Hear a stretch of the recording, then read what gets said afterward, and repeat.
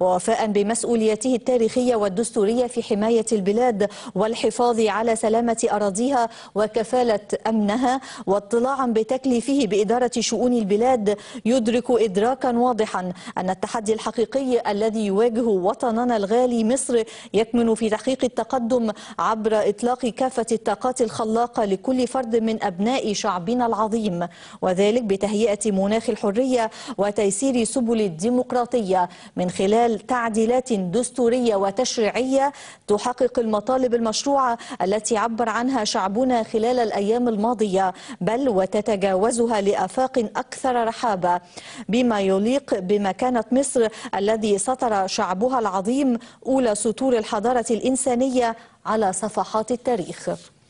إن المجلس الأعلى للقوات المسلحة يؤمن إيمانا راسخا بأن حرية الإنسان وسيادة القانون وتدعيم قيم المساواة والديمقراطية التعددية والعدالة الاجتماعية واجتثاث جذور الفساد هي أسس المشروعية لأي نظم حكم يقود البلاد في الفترة المقبلة.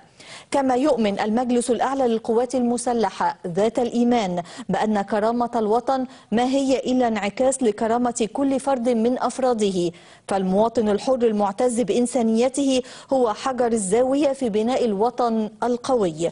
وانطلاقا مما سبق وبالبناء عليه ورغبة في تحقيق نهضة شعبنا، فقد أصدر المجلس الأعلى للقوات المسلحة القرارات الآتية: 1. تعطيل العمل بأحكام الدستور. 2. يتولى المجلس الأعلى للقوات المسلحة إدارة شؤون البلاد بصفة مؤقتة لمدة 6 أشهر أو انتهاء انتخابات مجلسي الشعب والشورى ورئيسا للجمهورية. يتولى رئيس المجلس الأعلى للقوات المسلحة تمثيله أمام كافة الجهات في الداخل والخارج. 4. حل مجلسي الشعب والشورى. 5. للمجلس الأعلى للقوات المسلحة إصدار مراسيم بقوانين خلال الفترة الانتقالية. 6. تشكيل لجنة لتعديل بعض مواد بالدستور وتحديد قواعد الاستفتاء عليها من الشعب. 7. تكليف وزارة الدكتور أحمد محمد شفيق بالاستمرار في أعمالها لحين تشكيل حكومة جديدة. 8. إجراء انتخابات مجلسي الشعب والشورى والانتخابات الرئاسية. 9. تلتزم الدولة بتنفيذ المعاهدات والمواثيق الدولية التي هي طرف فيها. والله الموفق والمستعان. التوقيع المشير حسين طنطاوي القائد العام للقوات المسلحة رئيس المجلس الأعلى للقوات المسلحة. مشاهدينا، نعيد مرة ثانية هذا الإعلان: إعلان دستوري.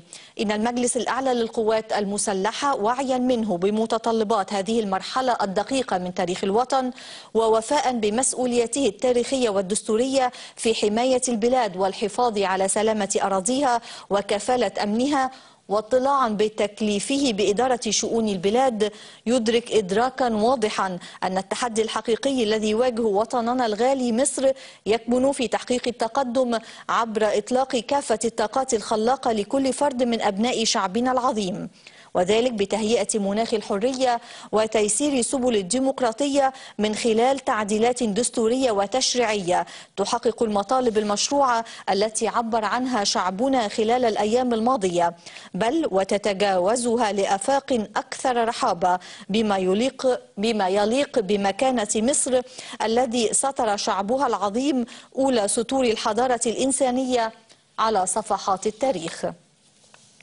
إن المجلس الأعلى للقوات المسلحة يؤمن إيمانا راسخا بأن حرية الإنسان وسيادة القانون وتدعيم قيم المساواة والديمقراطية التعددية والعدالة الاجتماعية واجتثاث جذور الفساد هي أسس المشروعية لأي نظم حكم يقود البلاد في الفترة المقبلة. كما يؤمن المجلس الأعلى للقوات المسلحة ذات الإيمان بأن كرامة الوطن ما هي إلا انعكاس لكرامة كل فرد من أفراده، فالمواطن الحر المعتز بإنسانيته هو حجر الزاوية في بناء الوطن القوي. وانطلاقا مما سبق وبالبناء عليه ورغبة في تحقيق نهضة شعبنا، فقد أصدر المجلس الأعلى للقوات المسلحة القرارات الآتية: 1. تعطيل العمل بأحكام الدستور. 2. يتولى المجلس الأعلى للقوات المسلحة إدارة شؤون البلاد بصفة مؤقتة لمدة 6 أشهر أو انتهاء انتخابات مجلسي الشعب والشورى. 3. يتولى رئيس المجلس الأعلى للقوات المسلحة تمثيله أمام كافة الجهات في الداخل والخارج. 4. حل مجلسي الشعب والشورى.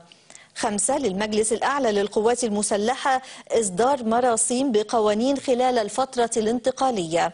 6. تشكيل لجنة لتعديل بعض مواد بالدستور وتحديد قواعد الاستفتاء عليها من الشعب. 7. تكليف وزارة الدكتور أحمد محمد شفيق بالاستمرار في أعمالها لحين تشكيل حكومة جديدة. 8. إجراء انتخابات مجلسي الشعب والشورى والانتخابات الرئاسية.